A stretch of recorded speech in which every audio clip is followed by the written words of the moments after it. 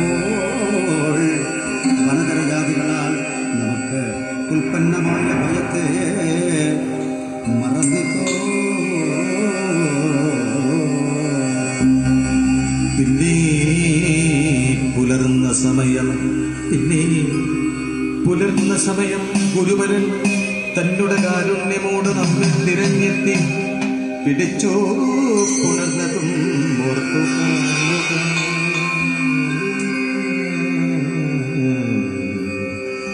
അന്ന് ഗുരു അരുൾ ചെയ്തു, നിങ്ങൾക്ക് ഇന്ന് വന്നു സമസ്ത ഗുണങ്ങൾ എന്നുള്ളതും നാനാ ഗുണകീർത്തി വിദ്യ സമസ്തവും നന്നായി പരിപൂർണമായി വരും എന്നതും ഇത്തരം മോദേന സദ്ഗുരു നമ്മോടും എത്രയും ഏറ്റവും ആശിച്ചു നൽകിയില്ലയോ. ഇന്നും ഓരോന്ന് നാം അന്ന് കളിച്ചതും ഇന്നും ഓരോന്ന് നാം അന്ന് കളിച്ചതും നന്നായി മറന്നിതോ. ഓർമ്മയുണ്ടോ സഖേ? സദ്ഗുരുവനുടെ കാരുണ്യമുണ്ടെങ്കിൽ സദ്ഗുണമൊക്കെയും വന്നുകൂടുന്നതാണ്. ഇത്തരം മാധവ വാക്യങ്ങൾ കേൾക്കയ്യ ഉത്തമ ഭൂസുഖം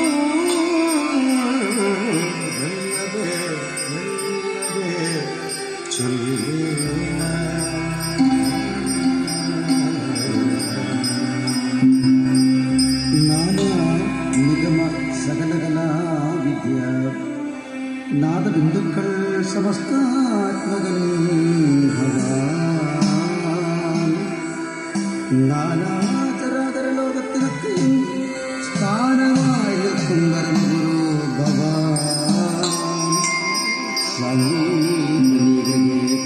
വിദ്യ പഠിപ്പതിന് ഒന്നിച്ചു വന്നതും അത്ഭുതമെത്രയും ഇത്തം സുചേലൻ ജഗൽപതി തന്നോടും ഉത്തരം ചൊന്നത് കെട്ടുമോദത്തോടും അച്യുതൻ വിപ്രേന്ദ്രനോട് ഇതം ചൊല്ലിന.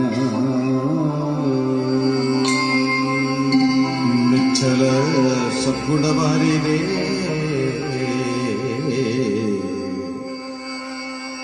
നിശ്ചല സദ്ഗുണവാരിതേ നീക പോരുന്ന നേരം നമുക്കു നൽകിയിടുക.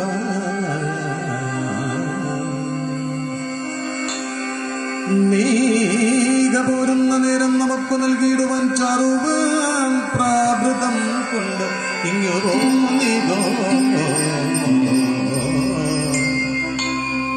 ആയതു നൽകുക നീ ഇനി എപ്പോഴേ.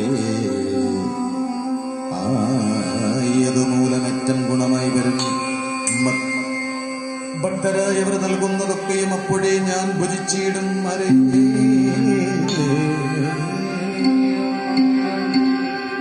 നല്ല ഫലം, ജലം, നല്ല കുസുമങ്ങൾ, നല്ല സദ്ഭക്തരായുള്ളവർ നൽകുക. നല്ല വണ്ണം ഇഷ്ടമായി വരുമെങ്കിൽ എടോ, അല്ലാതെ ഭക്തിഹീനന്മാർ ത്രിലോകാതിസത്വരം നൽകലും മോദിക്കില്ല.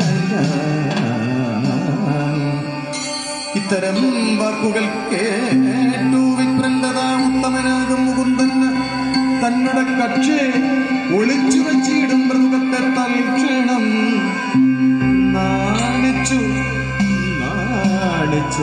നൽകാതെ ഇരുന്നിപ്പോ. മുകുന്ദനും മനസ്സേ ചിന്തിച്ചു, സൽപ്പുമാനാമിവൻ അർത്ഥത്തിന് എന്നയും ചിത്തെ ഭരിച്ചതില്ല. അർത്ഥത്തിന് ഏതുമേ ചിത്തത്തിൽ ആശയില്ലെന്ന് ഇവന്. ചിത്തത്തിൽ ആശയില്ല ഇന്നിവന്. എങ്കിലും തൻ പത്നി തന്നുടെ വാക്കിനാൽ അർത്ഥത്തിനിപ്പോൾ ഇവിടെ വരിക കൊണ്ട് ഇന്നു ഞാൻ ദേവകൽപ്പം ലഭിയാത ധനങ്ങളെ കേവലം ഭക്തവിപ്രന്നു നൽകിയിടുവൻ. ഇത്തം വിചാരിച്ചു മാധവൻ വിപ്രനോട്, ഉത്തമനാം നിൻ കിഴി എന്തിതിവെന്നും ചോദിച്ചു. ഭാണ്ഡം പിടിച്ചലിക്കും വിധം മോദിച്ചു മാധവനെന്നവൻ കാക്കയാൽ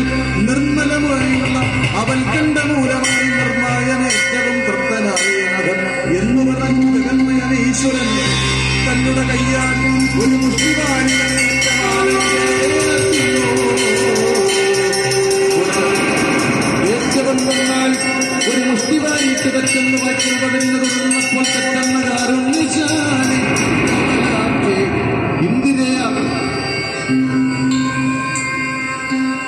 ഇന്ദിരയാടിയ രുക്മിണി മാധവൻ തന്നുടെ കൈ പിടിച്ചോടല ചെയ്യാൻ മന്ദോട് പറഞ്ഞിടൂ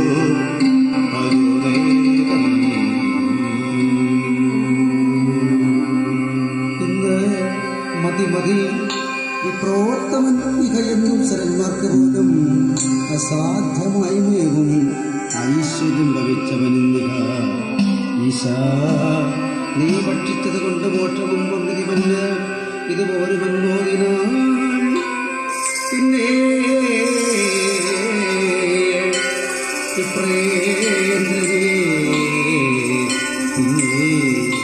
വിപ്രേന്ദ്രനെ പൂജിച്ചു മാധവൻ പിന്നെ വിപ്രേന്ദ്രനെ പൂജിച്ചു മാധവൻ തന്നുടെ മക്കളെ പ്രവർത്തിച്ചു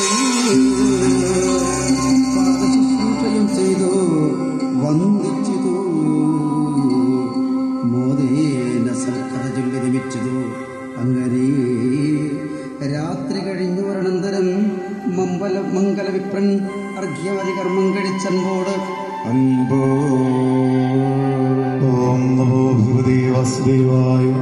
അങ്ങനെ നിർമ്മല ഭക്തനായിരിക്കുന്ന സുദാമാവ്, ഭഗവാന്റെ സതീർത്ഥനായിരുന്ന അദ്ദേഹം ജീവിതത്തിന്റെ ഗൃഹസ്ഥധർമ്മം അനുഷ്ഠിക്കുന്നതിൽ വിദ്യാഭ്യാസ കാലഘട്ടം കഴിഞ്ഞ് ഗുരുകുലത്തിൽ നിന്നും പിൻവാങ്ങിയതിനു ശേഷം ദുഃഖദാരിദ്ര്യങ്ങളുടെ നിറകയിൽ ഇങ്ങനെ താമസിക്കുമ്പോൾ ഭാര്യ ഇവിടെ നിർദ്ദേശപ്രകാരം ഭഗവാനെ ദർശിക്കുവാനായിട്ട് പോയാൽ നമുക്ക് ഒരു നേരത്തെ ആഹാരത്തിനുള്ള വക കിട്ടും എന്ന് ഭാര്യയുടെ നിർദ്ദേശപ്രകാരം സുദാമാവ് സാക്ഷാൽ കുചേല സ്ഥിതിയിൽ കുചേലനായിരിക്കുന്ന ഭാവത്തിൽ 4 പിടി നെല്ലവലുമായിട്ട് ഭഗവത് ദർശനത്തിലെത്തി ദ്വാരകയിലെത്തി ആദരപൂർവ്വം സ്വീകരിച്ച് പാദ്യാർഘ്യാദി പൂജകൾ ചെയ്ത് ഏതെങ്കിലും കുശൽ പ്രശ്നങ്ങൾ കഴിച്ച് എന്താണ് കൊണ്ടിരിക്കുക, എനിക്ക് എന്താണ് പ്രാവൃതം കൊണ്ടുവന്നിട്ടുണ്ടോ എന്ന് ചോദിച്ച് കൊടുക്കാൻ മടിച്ച് നാണിച്ചിരിക്കുമ്പോൾ എല്ലാ ഭക്തിയുടെയും സ്നേഹത്തിന്റെയും ഭാവത്തിൽ പിടിച്ചെടുത്തതിൽ ഒരു പിടി ഭക്ഷിക്കുകയും രണ്ടാമതൊരു പിടി കൂടി ഭക്ഷിക്കാൻ ശ്രമിക്കുമ്പോൾ സാക്ഷാൽ ഭഗവതി ലക്ഷ്മി ദേവി ഇത് മതി വിപ്രോത്മന്യക ഇനി നീ ഭക്ഷിച്ചതുകൊണ്ട് മോക്ഷവും വന്നിവനത് പോരുമെന്ന് പറഞ്ഞിട്ട് തിരികെ അത് ദേവിയെ ഏൽപ്പിക്കുന്നു. അതിനുശേഷം അന്നേ ദിവസം ഭഗവാന്റെ തൽപ്പത്തിൽ തന്നെ ഉറങ്ങി പ്രഭാതത്തിൽ ഭഗവാനോട് യാത്ര പറഞ്ഞു പോകുന്ന ഭാഗമാണ് ഇനി നമ്മൾ പാരായണം ചെയ്യുന്നത്. അപ്പൊ ഇവിടെ ഇങ്ങനൊരു വേഷധാരിയായിട്ട് എത്താൻ കഴിയുന്നത് തന്നെ പൂർവ്വകുട്ടിയ ഭാഗ്യമാണ്. ഇവിടെ നിന്ന് അദ്ദേഹം യാത്ര പറഞ്ഞ് ഭഗവാനോട് യാത്ര പറഞ്ഞ് തിരികെ പോകും.